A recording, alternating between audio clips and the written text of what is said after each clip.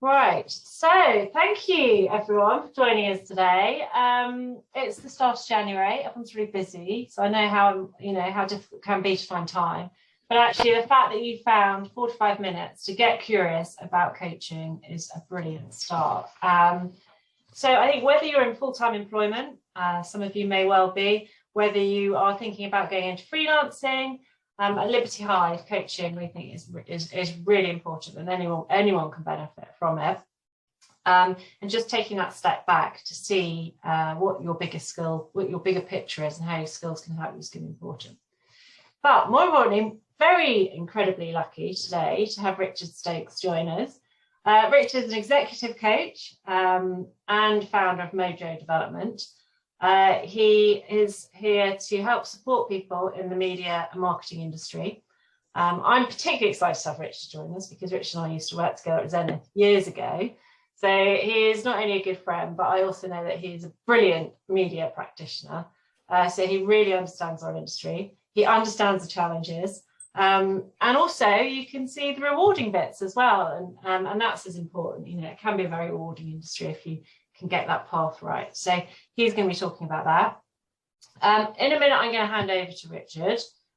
He will introduce himself and then we'll start the session. One thing I'll just say ahead of the session is it's a no holds barred.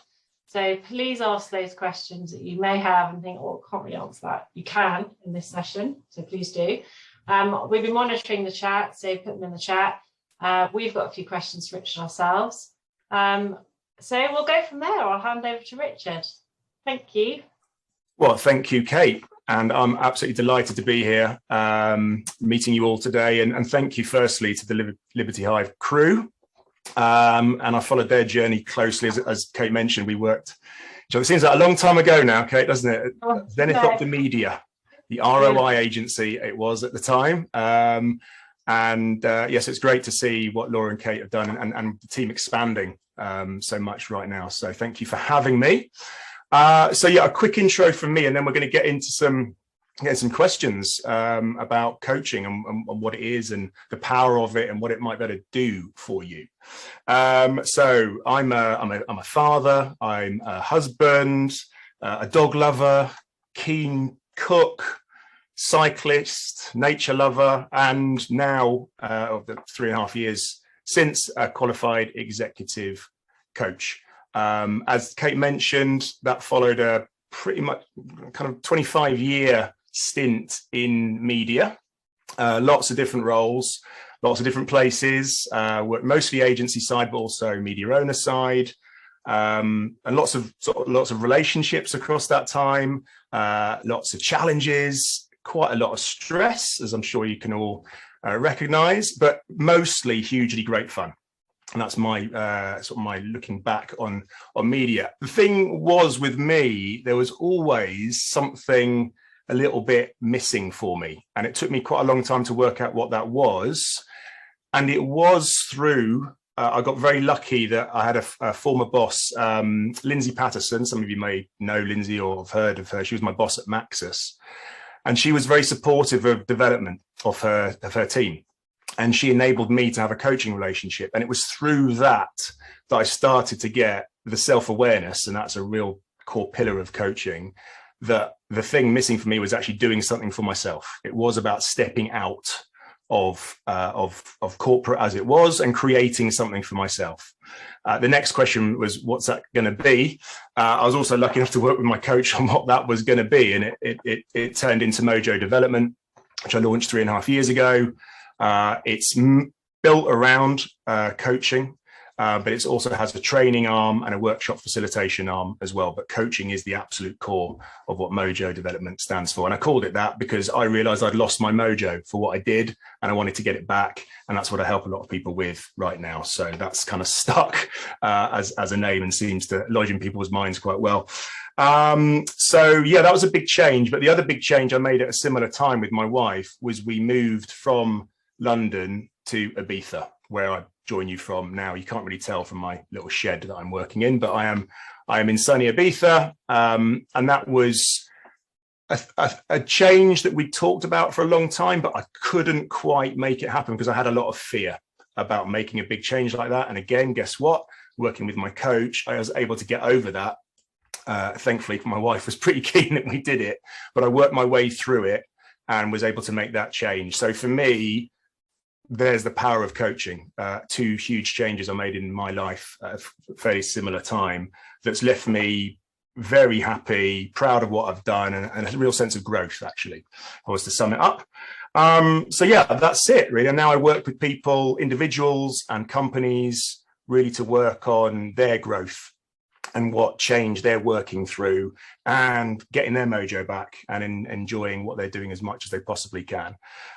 So that's me in a very quick nutshell. And maybe we'll jump into some questions. I think I'm going to be interrogated by Laura now on tough questions about coaching. So I'll do my best. I was going to say we're not at all jealous of you and Ibiza, but I'm surprised more people haven't clicked off actually since I said that. It usually happens. But it was 3 degrees last night, wasn't it? So honestly, it was. So there you go. Not that warm, but no, it'd be great to really get straight stuck in. And you hear lots about coaching, and it'd be just good to hear what your view is of coaching and what people can get out of it, how it can be used. Yeah, I think it's one of these. I think we're getting more awareness of it because more people are using a coach or know someone that's using a coach. I mean, as an industry, it's relatively young. Sort of 20, 30 years really, but I think it's really gathering a lot of momentum. And in the last 2 years, I think in the world that we live in now, even more so, and that's really pleasing to see. But I think if you're not in it, you haven't worked with a coach, there can be a bit of what exactly happens, what goes on in a coaching relationship. So I'm going to try and talk to a bit of that. So the most succinct way I can put it is that coaching is a conversation with purpose. It really is that at the heart. It is a one-to-one conversation that tackles a particular challenge, barriers, looks for goals and ways of achieving those goals. And fundamentally, it's about growth. As I say, through increased self-awareness. That is at the heart of coaching, because the more you're talking and encouraged to talk, the more self-awareness you develop. So the way I've heard it described about my clients play it back to me, it's the best thinking out loud that they do in any given week. It's just that opportunity to sit with somebody, and that person you're working with, as a coach, I'm qualified. I've been through a period of training. It's not as simple as we're just going to have a chat. It is more than that. But at the heart of it is this opportunity to really explore all the things that are going on for you. And start to make sense of them things and move forward. And then at the core of it is 3 really important tenets about coaching. Firstly, the most important, it's confidential. So any coaching relationship you have, you are signing up to a confidential relationship with that coach. The only instances where that can ever be broken is if the coachee, that's the client, talks about doing harm to themselves or to somebody else. And then me as a coach, and I've signed up to a professional standard on this, we would then talk about that, obviously. And that's the only instance where it should be broken. So confidentiality is key. The other 2 areas is it's a conversation without actually a set agenda. So I don't come into a session with a client saying, right, we're going to talk about these 3 things because I've decided as the coach. The direction of the conversation is with the coachee. It's what is coming up for you, what is going on for you. Okay, now we may agree at the beginning of our relationship together, these are some of the things I'd really like to work on and make progress on, and I will keep a general line of direction to that as a coach, but there is no agenda to each session. And there's also no judgment. Okay, and now I say that, and often people say, what does that mean exactly? Because our life is full of judgment, because we make meaning from everything that's going on around us. Every experience we have, we're making a judgment on it. So actually sitting in no judgment of somebody is actually something quite rare when you really, really think about it. So my only thought is to do the best I can for the person I'm working with. And any judgment I have about what's going on, that's immaterial, that's left, that is not important. So that is often a very refreshing thing, actually, the lack of judgment in the relationship. What else can I say? There's lots of different types of coaching as well. I sometimes think this doesn't necessarily help people understand what coaching is, because there's life coaches, there's executive coaches, there's business coaches, career coaches. I know people who focus on maternity leave returning coaching. I know a divorce coach. So there's lots of different flavors of it, but fundamentally, they're all rooted, as I said, to that kind of that journey of self-awareness. That's where it all starts from. And really, when you're in the market for working with a coach, it's what do I need? What am I looking for? Is it someone I'm going to really focus on stuff that's going on in my personal life? Is it more in my corporate career? Is it my business that needs a bit of a boost? And then that might help you make a selection. Although what I would say is I work with people certainly as whole human beings. So if I'm working with someone as an executive coach and they've been funded by their company, if they want to talk about a key personal relationship, that is what we talk about. Because guess what? That's the most important thing that's going on for them right now. I would never say, I'm sorry, we can't talk about your relationship with your wife, because that's just not useful for them. So different flavors, but they're all kind of rooted to the same sort of core tenets. So yeah, that's. I hope that begins to answer a question about what coaching is. It certainly does, and I've got lots of questions that have sprung from that. But one, I want to ask: you talk about different types of coaching. What type of coach would you say you are? I describe myself as an executive and business coach. The reason for that is the people I work with and help. So I'm trained as an executive coach, and that tends to be, not exclusively, but tends to be people working in organizations where there's a hierarchy, and the organization in that circumstance has probably funded the coaching, not exclusively, but probably. So that's, and HR teams, who are often the funders, the sponsors of this, are comfortable with that terminology. I also describe myself as a business coach because I work with people who have founded businesses, who are running startups, that are kind because that is your business. So the description of executive coach might not fit terribly well. So kind of horses for courses, really. I'm not a divorce coach. I'm not getting divorced just yet, so that's good to hear. We'll be coming to you for questions on that. Good to hear. But on a serious note, on that, if I was working with somebody who was, and that's what they needed, I would refer them to someone I know in my world. That can help. Exactly. Yeah. And I love the way you describe it in terms of conversation with purpose. There's no judgment.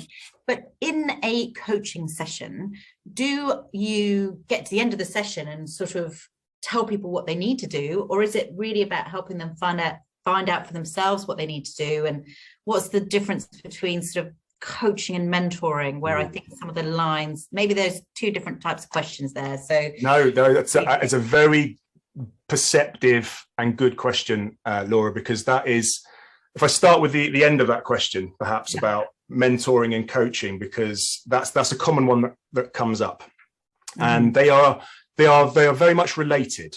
I would say mentoring and coaching.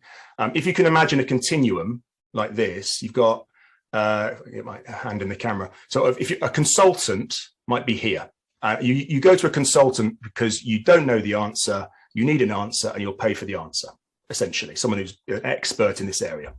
Moving along, a mentor is someone who's probably works in your industry, is probably senior to you, and has probably walked a path that you think, I would like to walk that path. And they can help you, either paid or pro bono, or it's just a relationship, by giving some advice. And it's tends to be very direct advice. If I were you in this situation, I would do this. That's how I'd probably describe mentoring. Now, coaching, again, it's on that this continuum, but it's what we call, it's less directive than mentoring, because what I believe, and all coaches believe, is that you yourself have amazing inner resources. The answer does lie within you. What a coach does is help you uncover that answer.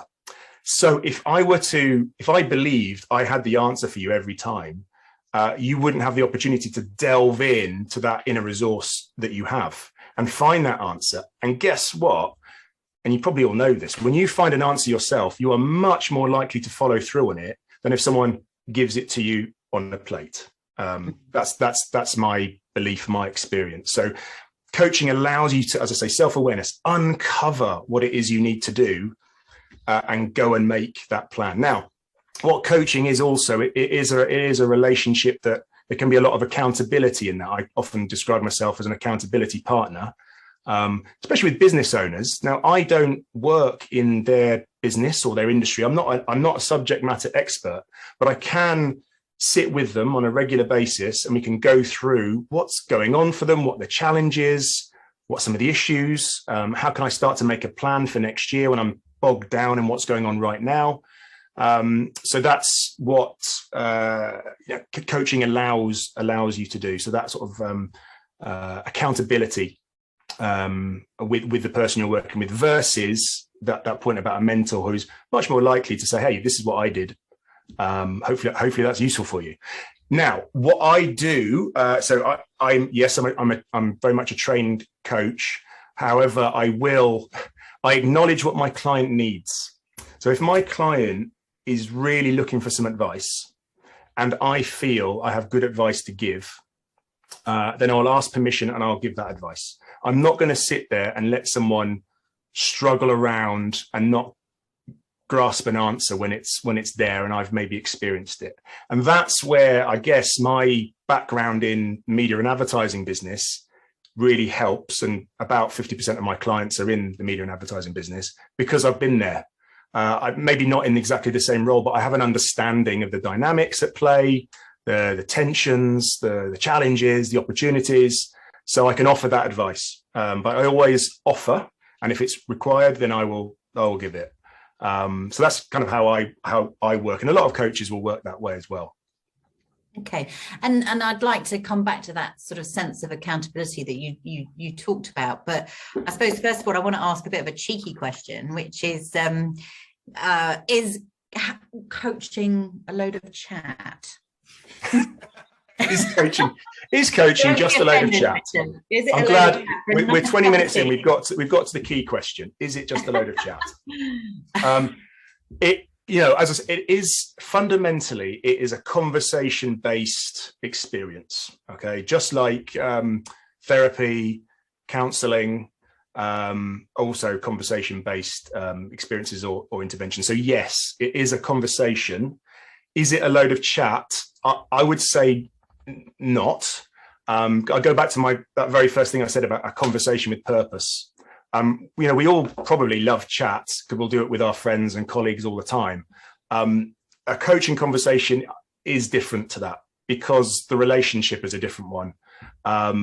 There is a desire for the client, in this case, to move on, to see results, which I'm sure we'll come to as well. It's an investment. So if we just have a lovely old chat for an hour, we both might leave that conversation and go, oh, that was a lovely chat. But if my client goes, what did I actually get from that? That's not a good end point.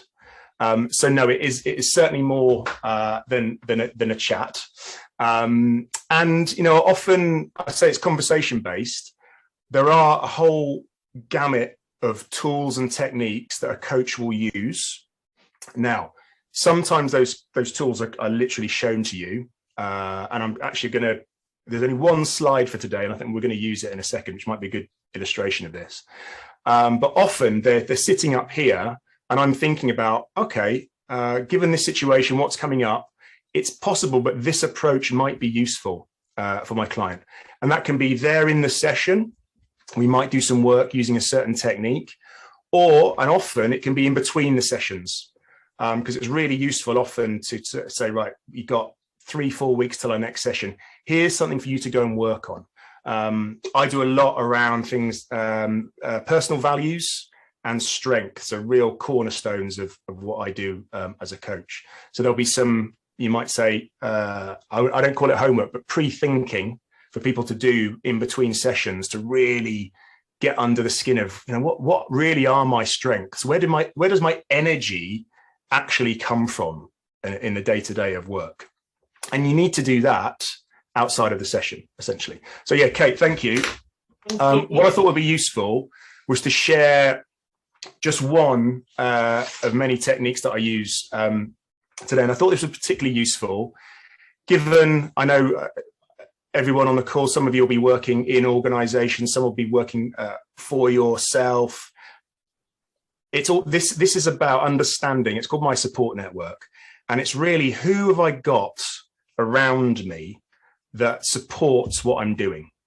And I say that can be the day-to-day of work. It can be starting a new business, running a business, whatever it might be. But it's a very strategic way.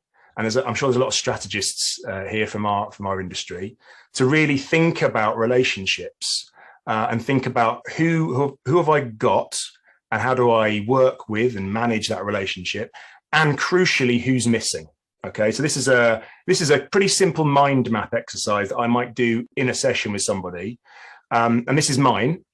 Okay, so I'll share this for transparency. There's me in the middle. I'm just going around this. I've got groups like, and by the way, please do, you can take this away and work on it. It seems like quite a good time of year to be thinking about who's in my support network right now and who might be missing. So so think about who's there, and then what we're trying to do here is bucket them into certain groups. Okay, so I've got my loved ones, obviously my wife, my son, my family. My dog is in here. Okay, my dog is a crucial part of my mental well-being. Okay, so I really need to focus on Cuba. I've got the inner me. That is my coach. Yes, I'm a coach who has a coach, naturally. My coach supervisor is in here. Other people I respect and just who I can talk to about what's really going on up here and in here for me are there, outside of my loved ones. Of course, I've got my core group of friends and mates, and I call on them for different things at different times. Some will be for cycling, some will just be for fun. Good chats. That's a place for good chats right there. And then I've got what I call my coach community. So I work for myself. It's really important for me to feel connection. So this is lovely today, by the way. This is a wonderful connection. So I have a bunch of people who are in there that I know I can tap into. And yes, we'll have a chat about how we're getting on, but I can also ask them about tips for my business. How should I create this new product? What could I do with that? So my coach community are really helpful for me. And then I've got clients and network. And I should say with this support network exercise, yes, it is about supporters, but it's also about people that are going to push you, because within that push becomes growth. Okay. So I have people in here who are clients I know I can talk to, who will really question me in a very objective way about, is that a good product to put your effort and time into? How about something like this? What's the market doing? What's the need? So I have a bunch of people in there. And then the final, but definitely not the last one, is something I call smart outsourcing. Okay. And in here, we have our cleaner, right, in our house. Vital, that's 2 hours a week that comes back to my wife and I. My accountant, really important. The nursery my son goes to, the bloke that cleans our swimming pool. I'm in Ibiza, first world problems and all that. But all of that is really important for me in my constellation of relationships, because when any of these sort of start to go awry, then I've probably got less time and focus for what I'm doing. So that's who's in it. And then I'm constantly thinking about who else is needed. And for me right now, the smart outsourcing area is where I'm trying to build more relationships. Who can take care of more of my admin? Who can help me with social media? Who can help me publicize my podcast, for example, the Mojo Podcast, coming out the fourth series in a couple of weeks' time. Had to get that plug in. So yes, that is a really typical, I would say, coaching technique you might do with the coach or in between sessions that really gets you thinking strategically, differently, more expansively about relationships and your investment in them and what you need. So hopefully that's useful, just to give it a little bit of, again, a bit of context about the conversation. Does that make sense? Yeah, no, it makes total sense. And I think there'll be more questions off the back of it. And I've got more questions, but Kate, I think we should pick up some of the questions that are coming through. Yes, we've got the questions that coming in. That's obviously sparked a lot of interest sharing that. So thank you. So here, is there any hesitancy? If there is any hesitancy, what does it tend to be that hold people back in businesses from doing coaching? So hesitancy from committing to a coaching relationship. Yeah. Hesitancy, I think, maybe uncertainty about what coaching is, and that's why we're here today. Because I think there's a lot of noise around it, and really understanding what am I going to get from it. And I think that is linked to less maybe from organizations moving, but individuals who might be funding themselves, because it is an investment. It is absolutely an investment in yourself. And when I sort of 3 odd years ago got a coaching for myself, that was the biggest investment I'd made in a long time in myself. So naturally, I think thinking about what am I going to get from this is probably one, and we might talk to that. And also, lots comes up. Let's be frank, when you're in a one-to-one conversation like this, not like this, with a coach, a lot can come up. A lot of emotions can come up. You can go to places you really didn't expect to go. And if you'd have said to someone, I'm definitely not going to talk about this with my coach, I bet you will talk about it. Because it's your mind just wants to go there. And often it's a really healthy thing to go there. So there can be a little bit of that. Certainly I had that when I started working with a coach. I was like, I am not talking about personal stuff. Guess what? Session 1, straight in, hugely personal stuff. Because that's what was sitting here, and that's what the blockage was, and I needed to work through that. So I think that understanding of it can, often people say to me, it feels like therapy. So first, I'm not a therapist, I'm not trained as a therapist, but it can feel therapeutic just to offload, just talk, just to let it go. So I think that maybe could be hesitancy in that. And that's interesting, actually, because one of the next questions is, do people actually come to you with a clear idea of what they want to achieve, or do you help them identify it? And I guess what you're saying through that is sometimes they may come with an idea, but actually it goes off in a completely different path because those other things came out. But yeah, absolutely, both. Some people be really clear on, I've got a new role. I want to do as well as I can with it. How can you support me with that? Okay, and you might unpick a lot around that, but that's fundamentally what they're looking to do. Others will come in, and I'd say it's more frequent when the organisation is funding somebody. They might come and say, "I'm not really sure why I'm here." I have had that a few times, and that's completely understandable and natural. And then just working through a few techniques that just get people connected with themselves.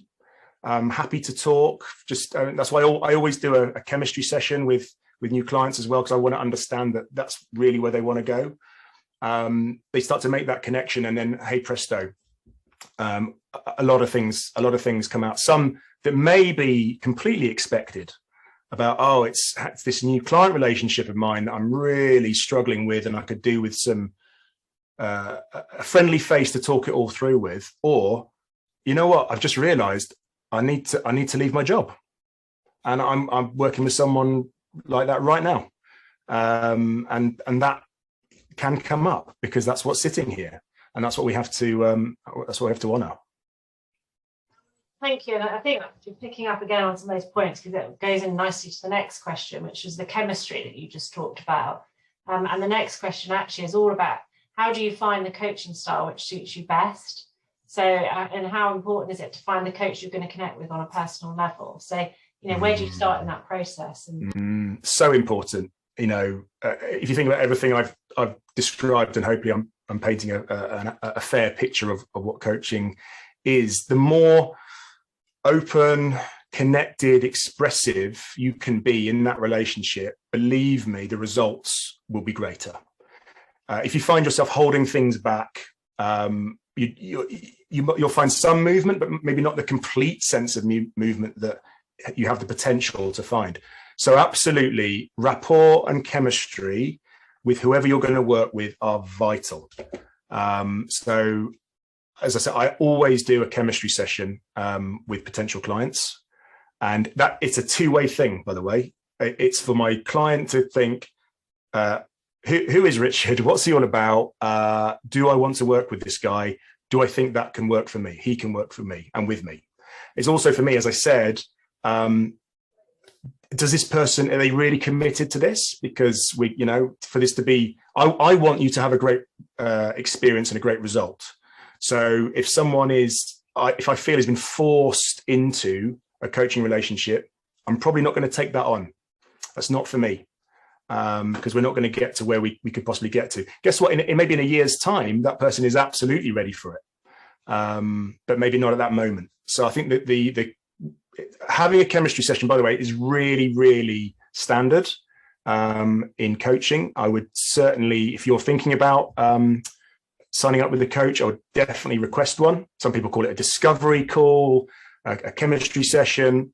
I always do a 30-minute session. And just while we're talking about the Liberty Hive community, I will commit to doing that for anybody here who wants to pursue a little bit more. You might be quite close to thinking about coaching. You might be just getting interested. We can have a 30-minute free of charge, by the way, because it's Liberty Hive and we're all friends, session in that regard. So that chemistry session is very important. And guess what? Like any relationship, your relationship with your coach is going to develop and evolve over time.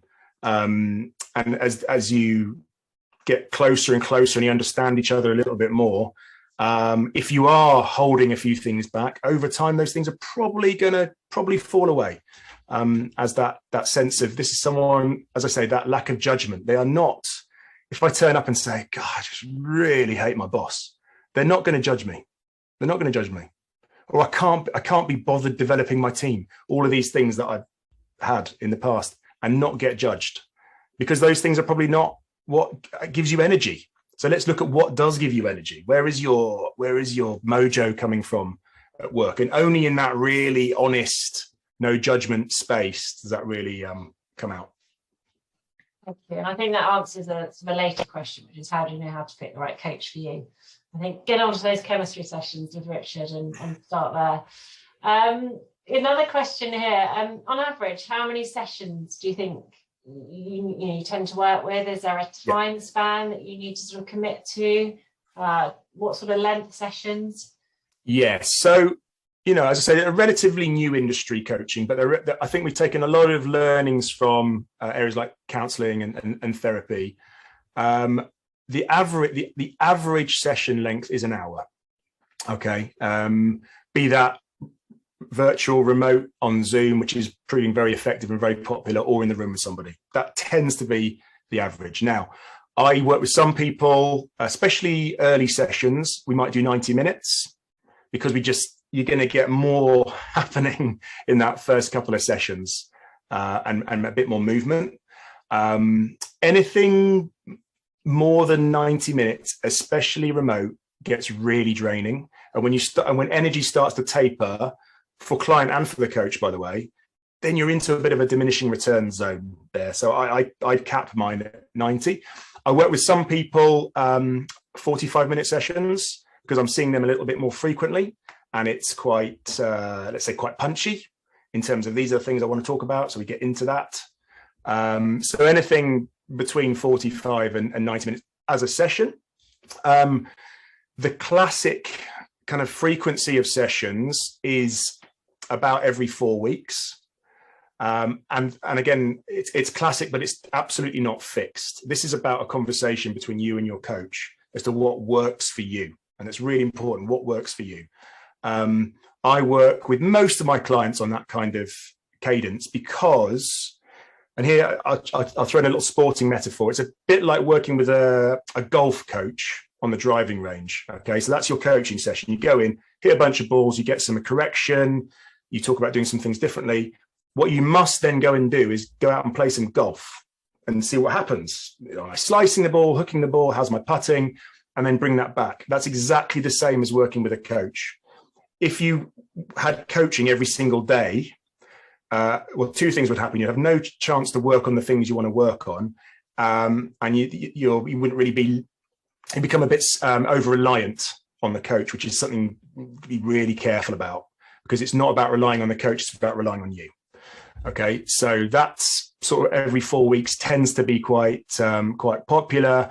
Look, I work with some startup founders. It's weekly because it needs to be, because it's just moving so fast. I work with a few people. We have a little bit more space between because they're just working on things at their pace. And it tends to be, in terms of how many sessions, whether that's been asked or implied, a 6-month relationship is pretty standard. So if you're thinking every month, it can be 6 sessions. This is a very common amount. Again, it's all about what you need and about what you're able, or your company's able to invest. Okay, so that just gives a little bit of a bit of shape for it. I have done a few one-off sessions with people, only because it was to help answer one question, one very particular career question. And that's the sort of thing I'd be happy to do, but not in any other circumstances, because one session is, you're just getting into the movement, as I talk about, and then you're done. So I would look to invest in a minimum of 3 or 4. 6 is really good, and then any more is wonderful. The weird thing about coaching, though, and running a coaching business, is that you don't normally work with your clients forever, because a client, as we talked about, will come in with, here's something I'm working on. You work on it for 6 months, and then you wave them goodbye and say good luck and go and develop more. Now, what's lovely is quite a lot of my clients then come back maybe a year later and say, right, great, did that. Now I've got this. This is my next challenge. Can we then work on this? So that's how it tends to work. But it's a weird kind of business model when you run a business which is based on coaching. But that's how it works. Brilliant, thank you. Laura, did you have any more questions? Well, I think we're probably getting towards the end of the session. I just have one, actually, that well, I had 2, but one thing that just popped into my mind when you were talking about the team analogies. Do you ever coach teams? Yes. So I work with groups of people, and they can be a team, and that can be a combination of. Often it's a team at a point of change, a big inflection point. They might be coming together for the first time. They might be working on a new sector, a new client, and it's helpful to come together at that point. And it can be, and again, this is all bespoke to what the team needs are. But I'll work with the team as a group. We might do some work on, okay, what is this team's mission? Where are we going? Where do we want to get to? How are we going to do it?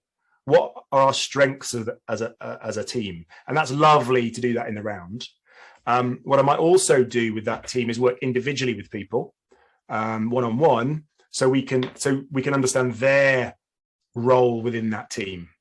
What are the challenges, the blockages, the opportunities, and then bring it all together. And then you find, I've worked with teams that have gone from, I would say, a very low level of collective trust to a very high level of trust after 2 or 3 months of that sort of work, because they just had the opportunity to share individually and then in the round, and having it's like having an external voice, a non-judgmental external voice in the room tends to help people just really voice what they want to say. And this is what often it's about. It's people having the opportunity to have their voice heard. So that's why having a trained coach as your facilitator can be very effective in that kind of setup. We've got one more question that's come in, actually, Richard, and it's what's the best way to approach an employer and ask for coaching? So they've listened to you today, we're all hyped up, ready to go. What sort of tips would you give, I guess, to sort of say, right, how do I approach that? Yeah, so I think it's depending on who the employer is, the line manager in this case, often talking about what your need is, and talking about your potential and maybe what is missing from what's going on around you. I've got a great relationship with my team and with you, my manager, but I would like to have an external resource to work with on some stuff. So that can be quite a good way into it. Is that sort of ask about? I think there's something missing. Back to the support network that I talked about. It can be an agreement with your line manager about.